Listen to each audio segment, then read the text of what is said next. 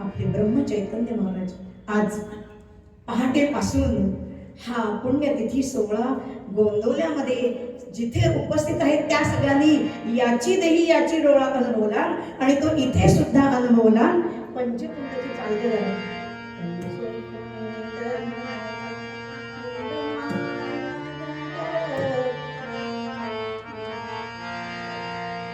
जय ब्रह्म चैतन्य, जय ब्रह्म चैतन्य, जय ब्रह्म चैतन्य, जय ब्रह्म चैतन्य. नाम मंदिरी होता. जय ब्रह्म चैतन्य, जय ब्रह्म चैतन्य, जय ब्रह्म. नाम मंदिरी होता.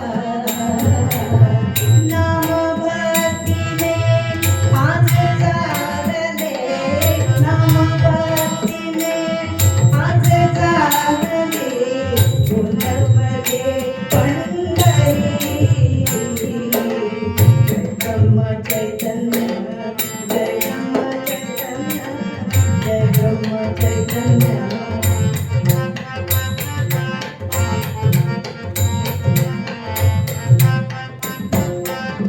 चैतन्याचा पुण्यतिथीला, चैतन्याचा पुण्यतिथीला.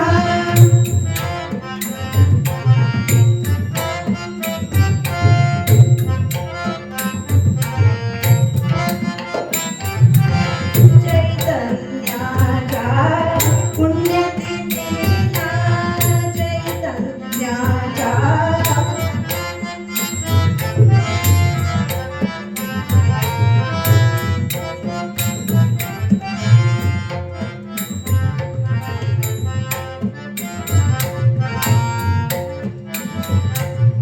इथेच फुलला भक्तीचा मळा, इथेच फुलला भक्तीचा मळा.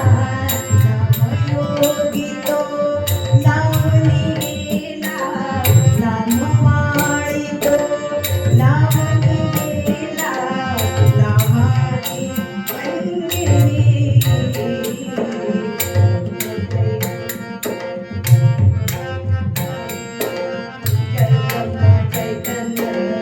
जय ब्रह्म चैतन्य, जय ब्रह्म चैतन्य, जय ब्रह्म चैतन्य.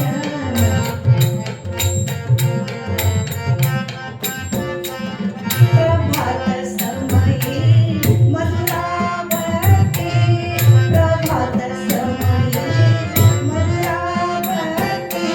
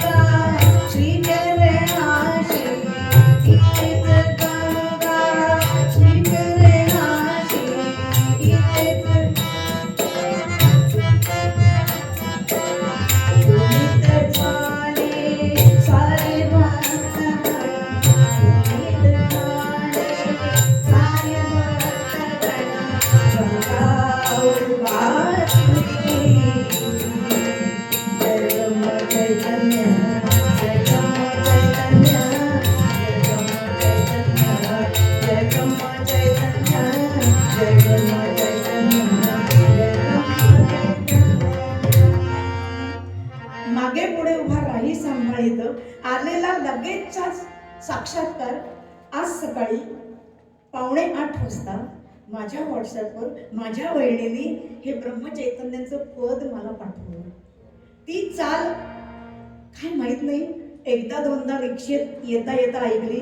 किती चुकलं, बरोबर चुकलं, ते माझं बरोबर, ते त्यांचं, पण ते म्हणण्याचा प्रयत्न केला. सांगण्याचं कारण काहीतरी नवीन घेऊन उभी राहा हे सांगण्यासाठी पाठीमागे उघडणं ही केवढी शक्ती. माणगावी द्विजकुळी जन्म झाला, माणगावी द्विजकुळी जन्म झाला, माणगावी द्विजकुळी जन्म झाला, मायकीचा रावजी झाला, मायकीचा रावजी झाला.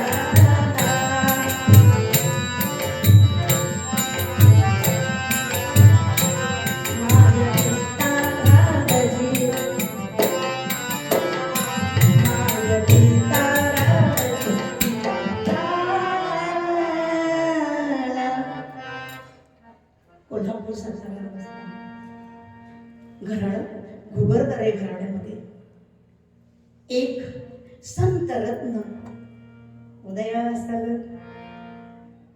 माय गीता, माहेरी रामभक्ती आणि इकडे विठ्ठलाची अखंड भक्ती आणि त्या भक्तीचेच संस्कार घेऊन बाळ हळूहळू मोठा होत होता. नाव गणपती ठेवलं. गणपती घा सद्भक्त रघुपतीचा, गणपती दादा गणपतीचा,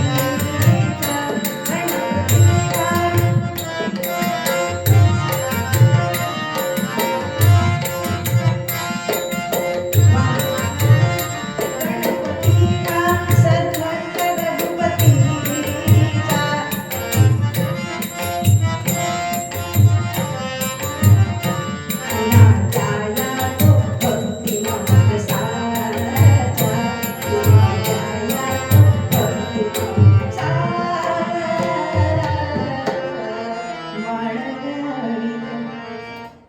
आणि भक्ती मार्ग देण्यासाठीच अवतार होता.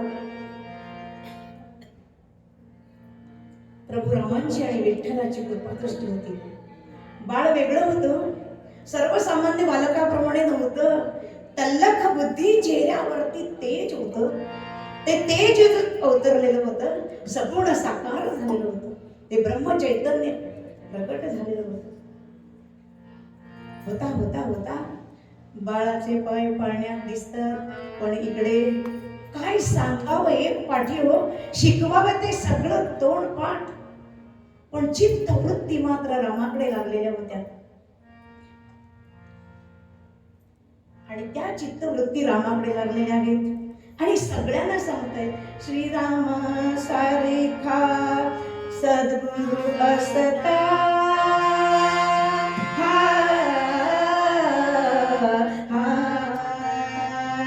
श्रीराम सारेखा असता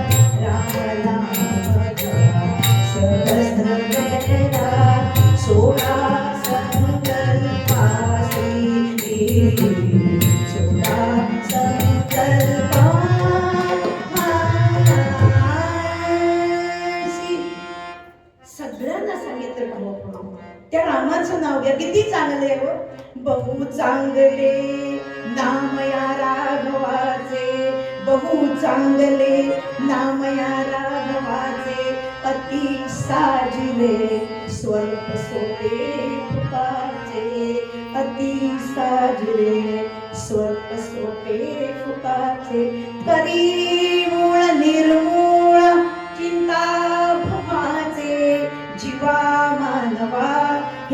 तुझी कैवल्य साचे राजाधिराज प्रभू रामचंद्र भगवान की. तिथपर्यंत तो जय जयकार जायला हवं थोडासा. आणि असं नाव घेत लहानपणापासून जसं भक्त प्रल्हादाने शाळेत घातलं होतं, शर्वंट तिथे सगळे पुत्र होते, शुक्राचार्यांचे शिष्य होते. काय नाव घ्या, सगळ्यांना नारायण नाव घ्यायला लावलं. तसे आधी सगळे शाळेत गेले आणि रामभक्तीचा प्रसार सुरू केला. अहो गुरुजी आले घरी, अहो म्हणाले माझी मास्तरकी बंद व्हायची वेळ आली, हो शाळा बंद पडायची वेळ आली. हा सगळ्यांना रामनाम घ्या म्हणून सांगतोय. कसं करायचं? शेवटी शाळा बंद.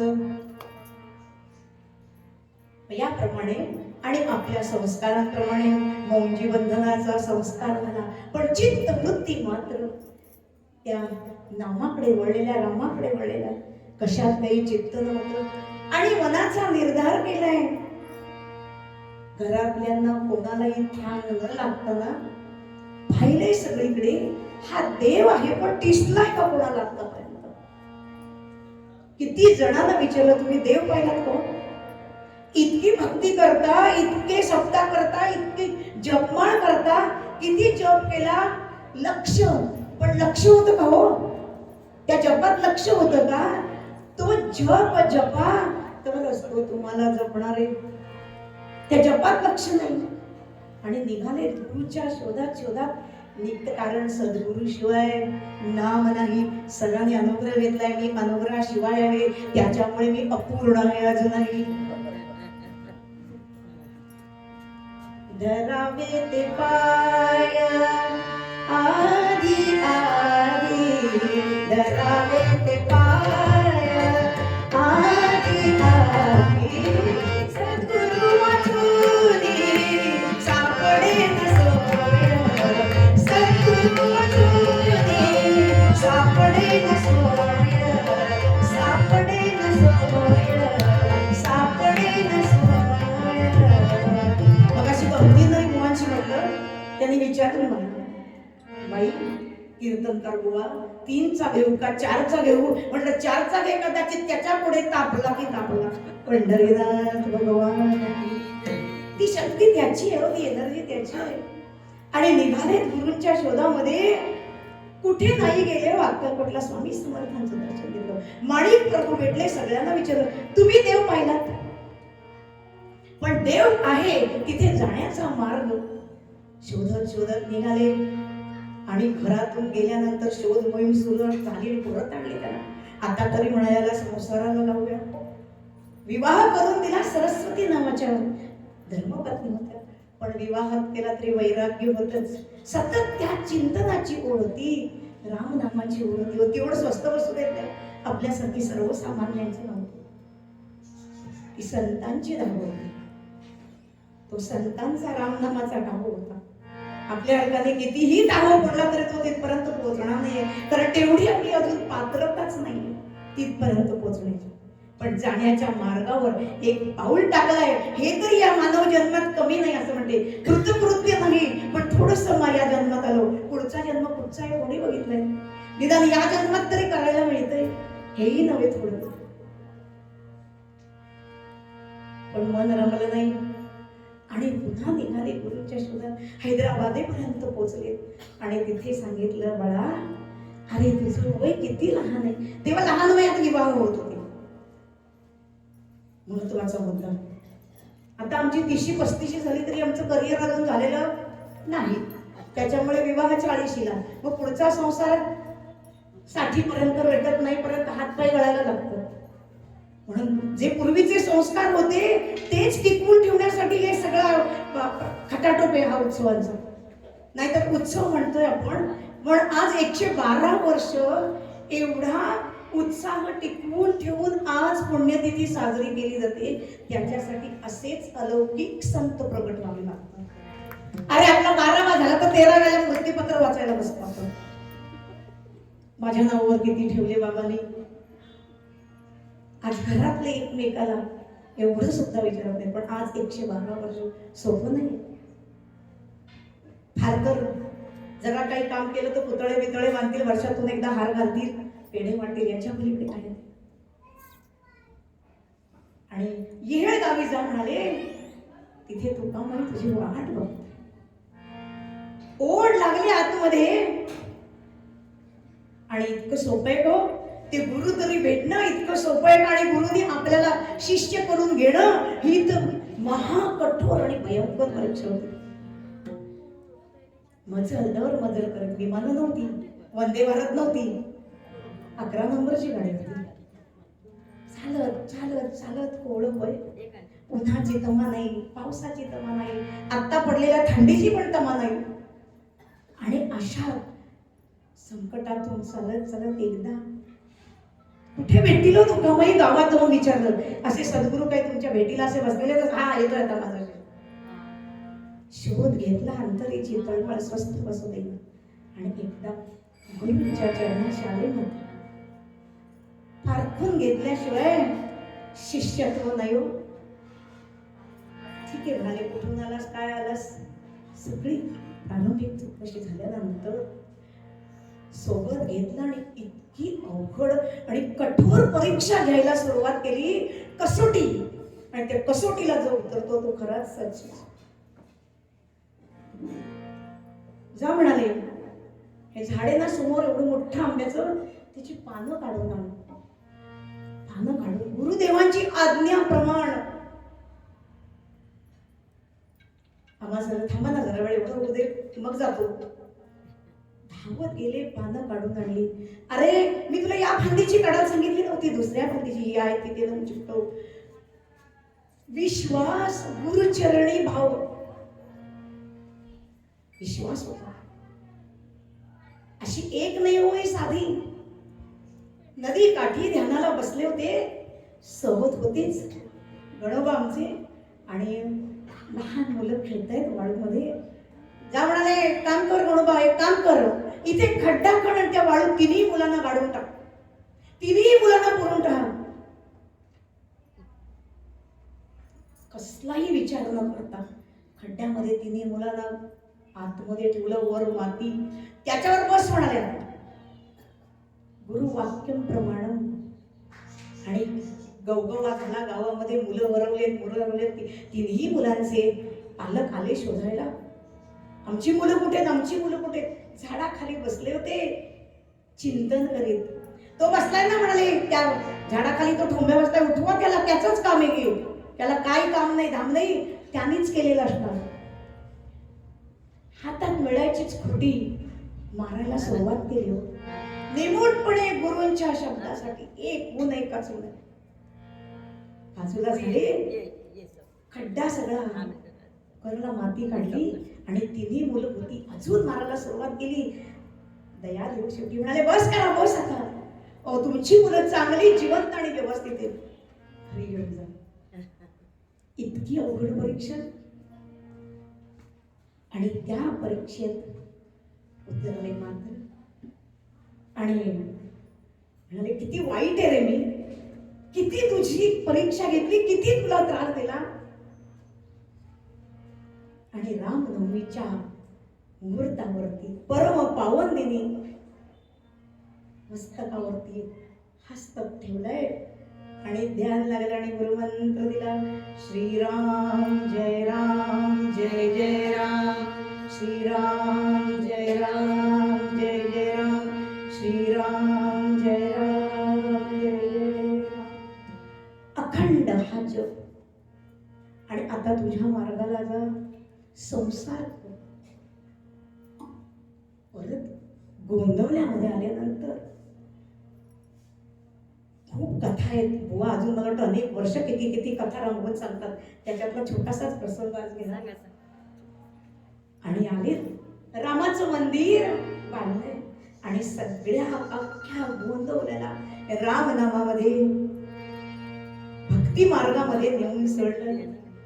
आणि एक आता बुवा तुम्ही सांगितला तसा आपण ज्याला म्हणतो प्रचिती काय असते, गोंदवलेकर महाराजांच्या शिष्याला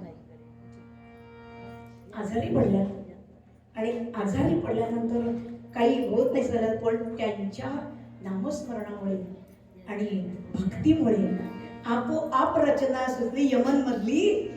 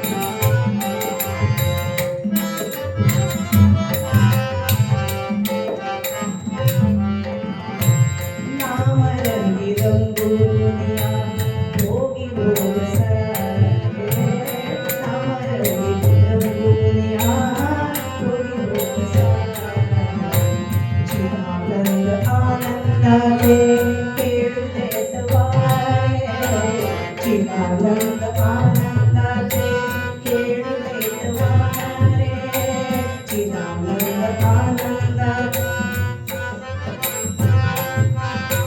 नाम भक्तीने गाभारा मनाचा भरा नाम भक्तीने गाभारा मनाचा भरा नाम माझा नाम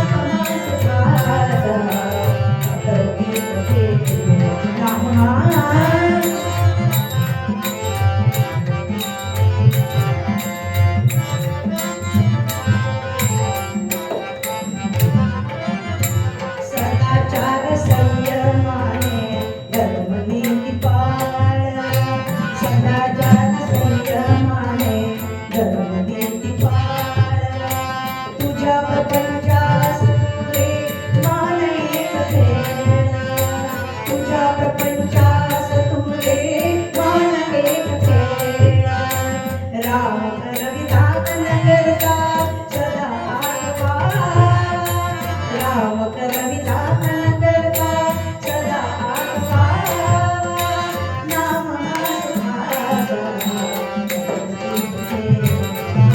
नाम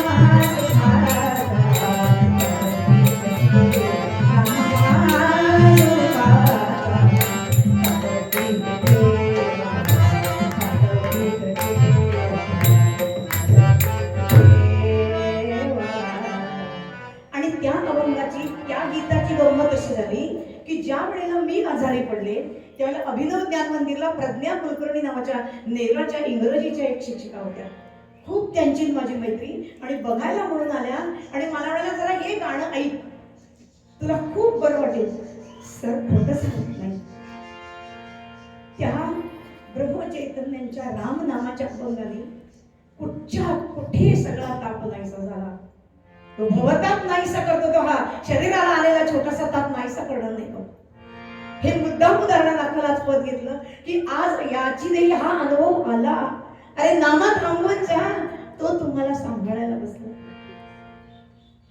आणि आले गोंदवलेला राम मंदिर बांधलंय पण का हो चांगलं करतो त्याच्या मागे कुचाळ कट्टा काय फक्त पैठणला नाही बरं का नेरळ कर्जतला पण म्हणजे मी नेरळचे तरी नेरळला पण कर्जत मध्ये वगैरे कर्जतला असणारच कारण गाव तिथे कट्टा बाकी काही नको.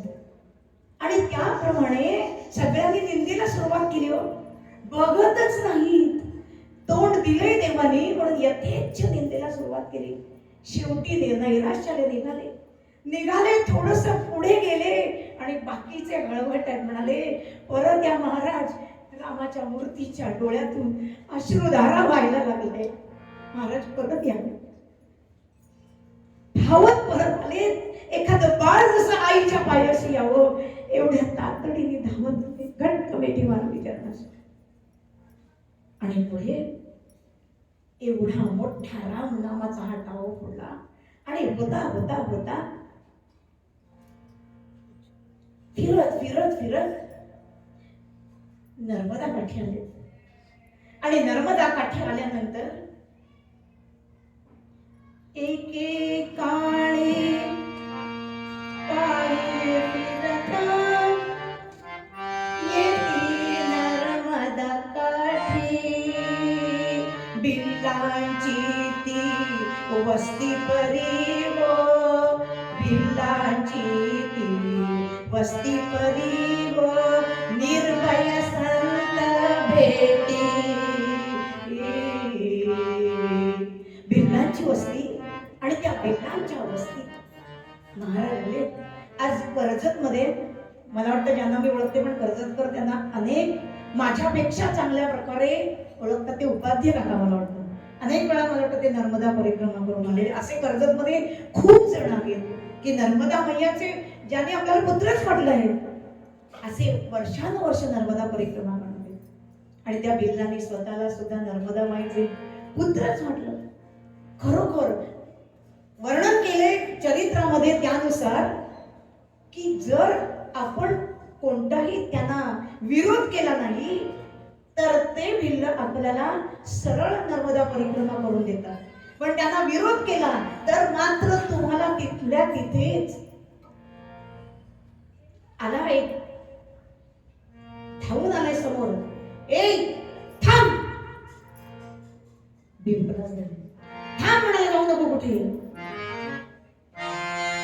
अंगावरती कपली भरजरी, अंगावरती कपली भरजरी, अंगावरती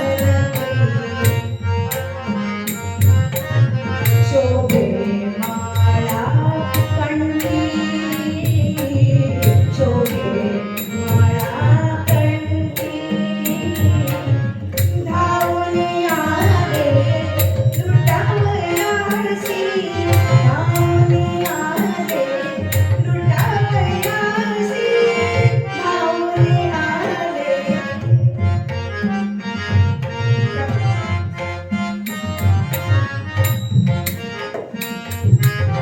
धावून आले लुटावयासी, पाहुनिया श्रीमंते हो, पाहुनिया श्रीमंते हो, पाहुनिया श्रीमंते.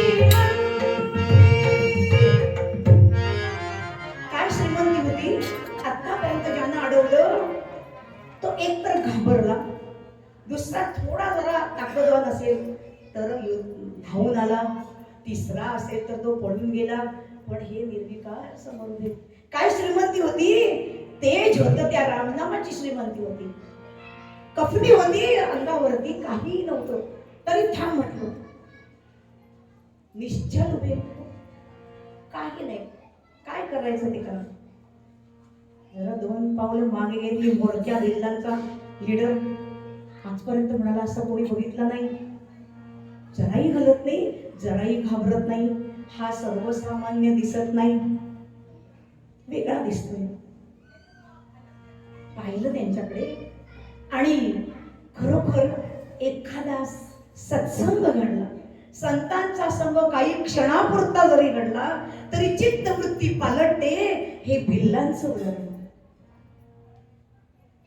थोडेसे जरा मनामध्ये चरकले, हा म्हणे सर्वसामान्य नाही, हा कोणीतरी साधू दिसतोय वेगळा, चला म्हणायला गेला, उचलून नेऊया आपल्याकडे. तरी निर्विकार, विरोध नाही. कारण हाच भिल्ल समाजाचा महाराजांना उद्धार करायचा होता. खरं म्हटलं तर महाराज वैज्ञानिक होते, कृषी तज्ञ होते. वेगळ्या दृष्टीने जर चरित्राकडे बघायला गेलं, आपण नामस्मरण भक्तीने तर पाहतोच, पण वेगळ्या दृष्टिकोनातून सर अजून छान फुलवून सांगतील. उत्तम कृषी तज्ञ होते. पण आता त्यांच्या हातात आहे, काय करणार आहे? सगळं यांच्या हातात होतं, ते करून करून काय करणार? एक त्यांचं शंखासारखं काहीतरी शस्त्र वाजवलं आणि अख्ख्या भिल्लांच्या वस्तीला त्या शंखाच्या आवाजातून आज्ञा दिली. आपल्या टोळीमध्ये एक नौखा आलेला आहे आणि त्याला आम्ही घेऊन येत आहोत. कडं केलं हातांचं गोल आणि त्यांना कुठे पळून गिळून गेला तर रिंगण करून घेऊन गेले. आता काय त्यांच्याकडे भिल्लांची वस्ती होती, ते काय बंगल्यात घेऊन गेले होते का? कोच, सोफा, फरशा, थंड पाणी, वळ्याचं सरबत. एका दगडावरती घोंगडे अंथरले आणि त्याच्यावरती महाराजांना बसवलं. बसा. महाराजांना माहित नव्हतं का? सगळं माहिती होतं. आणि बसले. आता म्हणाले आपल्याकडे काय देण्यासारखं असेल ते द्यावं, पण देण्यासारखं काय? हा कोणीतरी योगी नक्की दिसतोय, साधू दिसतोय, सर्वसामान्य नाही. अंगाला राग पासून मला साधू म्हणणारा दासा नव्हे. आणि म्हणाले आता आपल्याकडे देण्यासारखं एकच आहे, फळं आणली झाडावरची. महाराजांनी नकार दिला. दूध त्याला काहीही लागलेलं नसतं. चालेल म्हणाले. म्हणून म्हटलं कुचाळ कट्टा तिथे पण होता.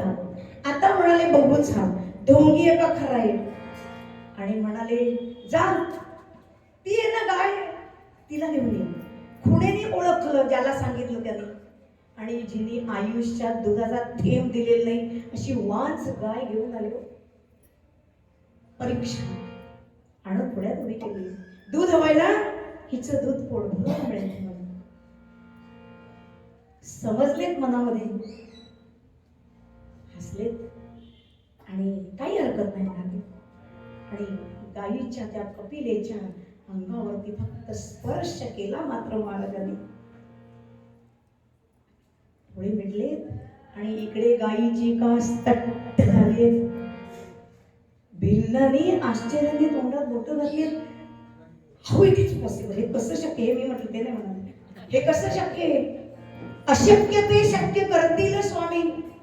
हे शक्य नाही, सर्वसामान्य शक्यच नाही. घाबरले मनामध्ये आणि जा म्हणाले चरबी घेऊन या. आणि सडातून त्या कपिलेच्या इतकं गाईचं मधुर असं दूध गोरस काढून दिले आणि महाराजांना दिले. खाली माना घातले तो मालकौस मध्ये आणि खाली माना घालून सांगताय,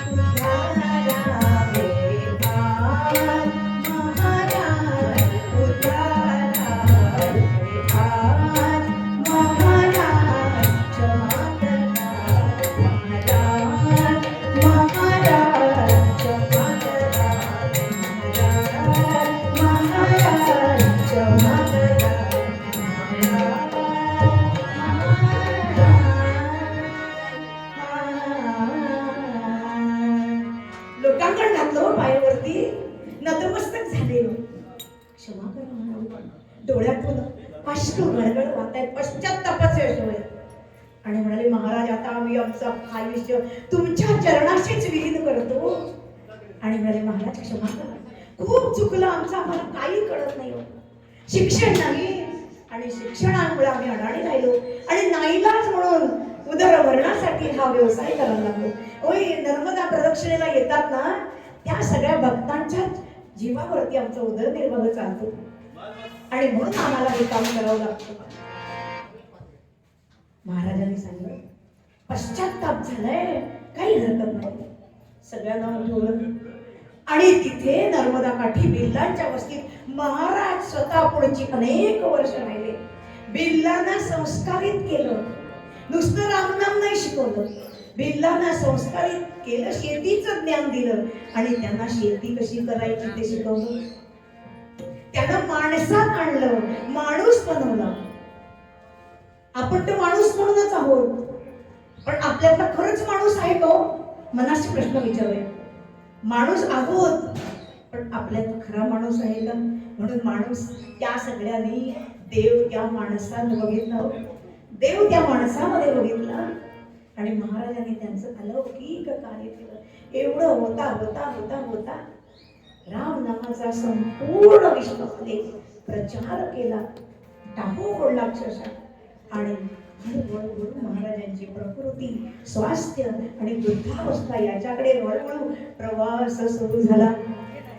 पण एका समाजाला जीवन दान दिलं, कसं वागायचं कसं, जगायचं याचं शिक्षण जर कुठे मिळण्याचं विद्यापीठ असेल ना, तर ते गोंदवले विद्यापीठामध्ये मिळतं. महाराजांच्या चरणी गेला, त्याचा उद्धार झालाच म्हणून समजा.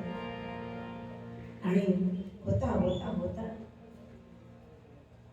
शरीरही हळूहळू थकायला लागलं आणि पहिलं तीराची वाट महाराजांना दिसायला लागली. आणि बरोबर 9 मेला 22 डिसेंबर 1913 आज बरोबर 112वा पुण्यस्मरण सोहळा. महाराजांनी देह ठेवला. जेथे नाम तेथे माझे स्थान, ही अवघीच पूर्ण मनिदरा. जेथे नाम आहे तिथे मी आहे. सूक्ष्म देहामध्ये गेले, हा स्थूल देहाचा त्याग केला. आणि आजही 362 पानांवरच्या प्रत्येक पानामध्ये उघडून बघितलं तर त्या रामनामामध्ये महाराज येतो. पण बघण्याची दृष्टी, ती दृष्टी महाराज आपल्याला देतात. म्हणून त्यांच्या चरित्रामध्ये, त्यांच्या सत्संगामध्ये जो येतो त्याचा उद्धार झालाच म्हणून समजा. म्हणून नाम आपण अशी अनेक नावं घेतो, त्या नावांना खरं म्हटलं तर काही अर्थ नसतो, अशी निरर्थक नावं घेतो. पण अहो येता जाता वैकुंठ बसता, तेव्हा जाता येता फक्त त्याची काळ जरा ते नाम माझ्या तुमच्या सकट पापी माणसांसकट सगळ्यांना पावन करण्याचं सामर्थ्य त्या नामात आहे. म्हणून आज अचानक ताईला मी म्हटलं, हे कोणाही एका व्यक्तीचा कुठेही दोष नसतो, पण आपलं आपल्याला असं काहीतरी वाटत असतं आणि तीच भावना मनामध्ये होती ताईच्या. आज खूप बुवांपासून तर बरेच वर्ष संबंधानंतर आमचे प्रसाद बुवा नेरळला आले आणि अक्षरशः सांगायचं बुवा तुम्हाला की आज त्या भजनाच्या डायरीमध्ये 100 भजनं प्रसाद बुवांच्यामुळे लिहिलेली आहेत. आणि ती आज या गादीवर उभं राहिल्यानंतर आपोआप मुखातून चाली सकट येतात. असे गुरु ज्यांना लागतात, तो कीर्तनकार साधा का होईना माझ्यासारखा नक्कीच होऊ शकतो. आणि म्हणून ती कृपा होण्यासाठी या सद्गुरूंना शरण जाण्यातच शहाणपणे. म्हणून आज ही सेवा करायला मिळाली. आज गोंदवलेकर महाराजांचं चरित्र मला मुद्दाम सांगायला आवडेल की बुवा नेमके आजारी पडले होते आणि माऊलीचा संजीवन सोहळा बांगडीला होता. गेली वर्षानुवर्ष 52 वर्षाचा उत्सव आहे, त्याच्यातली अनेक वर्ष बुवा आज ती कीर्तन सेवा देतात. पण शरीर आहे म्हटल्यानंतर देहाला व्याधी आहेतच. त्यामुळे त्यांच्या आजारपणात मी बदली कामगार म्हणून तिकडे कीर्तनाला उभी होते. अगदी त्यांना स्मरून सद्गुरूंना स्मरून त्यांना सांगितलं, मला पुरोहित सरांसारखं बघू नका, असावरी काळे बघा आणि कीर्तन श्रवण करा. चांगलं झालं तर त्यांची कृपा आणि यांची कृपा आहे. म्हणून आजचं जर काही चांगलं झालं असेल, तुम्ही इथे बोलवलं आणि जी कीर्तन सेवा करण्याची मला संधी मिळाली, त्या संधीचं सोनं करण्यासाठी आम्ही कीर्तनकार तयारच असतो. कोण बोलवतोय त्याचीच वाट बघतो. आणि म्हणून जातो फक्त तुम्ही बोलवा आणि ती सेवा मिळावी. कर्माचं फळ सत्कर्माचं भगवंत दिल्याशिवाय राहतच नाही. फक्त एकच तुमच्या सगळ्यांचे आशीर्वाद सतत मस्तकी असावेत आणि गुरुकृपा असून शेवटच्या श्वासापर्यंत कीर्तन भक्ती करण्याची परमेश्वराने मला शक्ती द्यावी, एवढी त्यांच्या चरणी आणि तुमच्या सज्जन श्रोत्यांच्या चरणी प्रार्थना करून कीर्तन सेवेला विराम देऊया. आणि पुन्हा एकदा ब्रह्मचैतन्य महाराज की जय म्हणून आपल्याला जो उपदेश केलाय की माणूस म्हणून जन्माला आलोय तर कृतकृत्य व्हायचं असेल, आपलं जीवन सार्थकी लावावं असं वाटत असेल, लागावं असं वाटत असेल, झालं गेलं मागचा भूतकाळ विसरून जाऊ. पण आता तरी पुढे छान तुम्हाला अभंग शिकवला होता, हाची उपदेश तोच लक्षात ठेवूया आणि पुढच्या आयुष्याची वाटचाल करूया. आणि म्हणून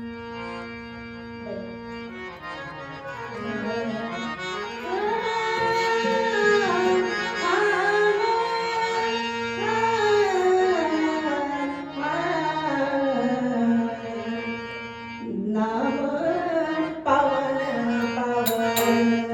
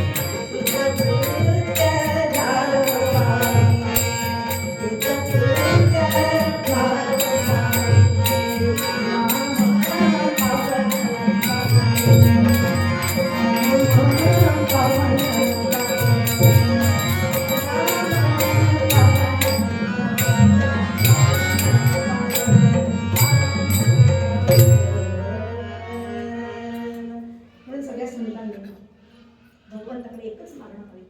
तेच मागणं आपण संतांच्या चरणी मागूया. हे चिदानंद